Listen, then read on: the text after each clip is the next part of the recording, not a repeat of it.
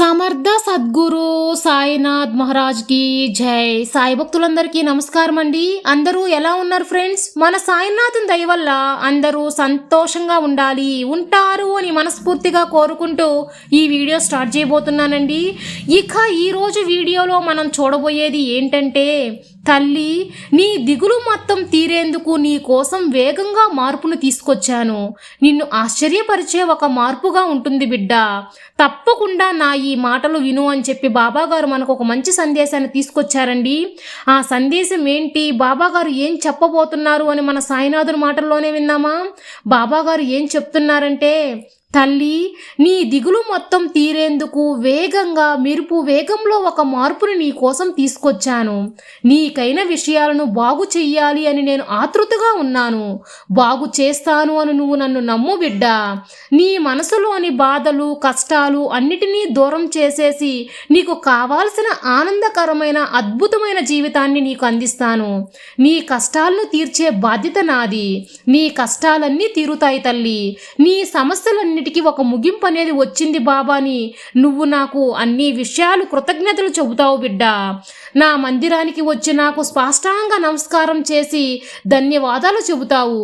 అంతకు ముందుగా ఒక విషయం తెలుసుకో, నీ మనసులోని బాధను దించుకోవడానికి, అందరి కష్టాన్ని పంచుకోవడానికి, అందరికీ నీ మనోవేదన కల్పించేందుకు నీ మీద ప్రేమగా ఉన్నవారిని గురించి తెలిస్తే బాధపడడం నిజమే కదా. కాబట్టి నీకు ఎలాంటి కష్టం ఉన్నా నాతో చెప్పుకో. ఎవరికో చెప్పాలి అని చెప్పి నువ్వు ఆతృత పడకు. ఇతరులకి నీ కష్టాన్ని చెబితే బలహీనమైపోతావు. నీ బాబాను నేను వింటాను కదమ్మా, నేను అర్థం చేసుకుంటాను కూడా. నీకు అదృష్టం అనేది కలిసి వచ్చింది తల్లి.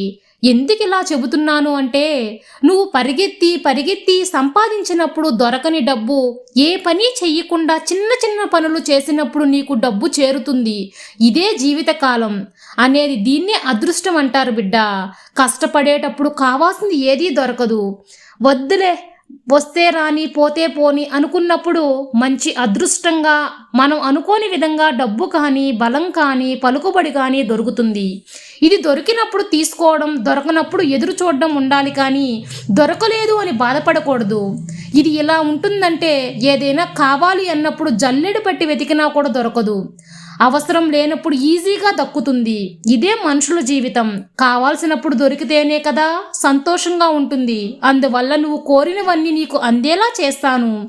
మొదట నీ కోసం అన్నిటినీ చూసి చేసుకో. తర్వాత నీ వాళ్ళ కోసం చెయ్యి. సుఖమైన జీవితం జీవించేటప్పుడు కష్టానికి అలవాటు చేసుకోవాలి. సుఖంలో కష్టాన్ని అలవాటైతే కష్టంలో కూడా నీ సుఖంగా జీవించవచ్చు. అందరి జీవితాల్లో సుఖం దుఃఖం మారి వస్తూ ఉంటుంది. దేవుడు అలా సృష్టిస్తాడు. ఎందుకంటే అప్పుడే మనుషుల జీవితాన్ని పరమార్థం అనేది తెలుసుకుంటారు. అలా కాకుండా ఎప్పుడూ సుఖాన్ని ఆనందాన్ని ఇస్తే ఎందుకు వాళ్ళు పుట్టామనేది మర్చిపోయి ఆనందంగా జీవించి ఏదైనా ఒక ఎదురు దెబ్బ తగిలినప్పుడు తట్టుకోలేరు. ఎందుకు జీవిస్తున్నామనే విషయం మర్చిపోతారు. సుఖమైన జీవితాన్ని, ఆనందమైన జీవితాన్ని, అప్పుడప్పుడు కష్టమైన జీవితాన్ని జీవిస్తేనే తప్ప ఇతరుల గురించి కూడా ఆలోచిస్తారు. లేకపోతే ఇతరుల గురించి ఆలోచించడం మర్చిపోయి స్వార్థం ఎక్కువైపోయి సుఖ దుఃఖాలను సమానంగా మారి ఇస్తూ ఉంటాడు భగవంతుడు. ఈ విషయం అర్థం చేసుకుంటే జీవితం ఎంతో బాగా అర్థమవుతుంది తల్లి. నా బిడ్డ కఠినంగా ఉండడమే కాకుండా కరుణతో ఉండాలి అనేది నా ఆశ. వీరు అనేది నీకు మాత్రమే సొంతమవుతుంది. కానీ కరుణ వల్ల నీ భావితరాల వారు సంతోషంగా ఉంటారు. ఈ రోజు కరుణ ఇతరులకు చేసే సహాయం నీ సంతతి, నీ కుటుంబం, నీ అభివృద్ధి, నీ తరతరాల సంతానానికి ఆనందంగా జీవించే వరం నీకు లభిస్తుంది. నువ్వు చేసిన పుణ్యం నీ తరతరాలకు నీకు చేరుతుంది. నీ జీవితంలో ఉన్న చిక్కులు, సమస్యలు, కష్టాలు తీర్చేందుకు కూడా నువ్వు చేసే పుణ్యం వల్లనే సాధ్యమవుతుంది తల్లి. ఈ రోజు కఠినంగా ఉండవచ్చు, కానీ రేపు ఇంకా కష్టంగా మారవచ్చు. కానీ ఎల్లుండి ఖచ్చితంగా సంతోషంగా ఉంటావు. కాబట్టి ఇప్పటికి కష్టాన్ని చూసి కృంగిపోవద్దు. సింహమైనా సరే పరిగెత్తి పోరాడాల్సిందే తిండి కొరకు. అప్పుడే దానికి తిండి దొరుకుతుంది. బంగారం కూడా వేరు తట్టుకుంటేనే కదా నగలు అందంగా మారుతాయి. అప్పుడే కదా దానికి విలువ అనేది పెరుగుతుంది. అలాగే నీ జీవితం కూడా నేను రాశాను తల్లి. అలా అన్నిటినీ తట్టుకొని పక్వానికి రావాలి నా బిడ్డ అన్నదే నా ఆశ. అప్పుడే నీకు మర్యాద, గౌరవం, డబ్బు, సంపద అన్నీ దక్కుతాయి. ఇప్పుడు అర్థమైందా?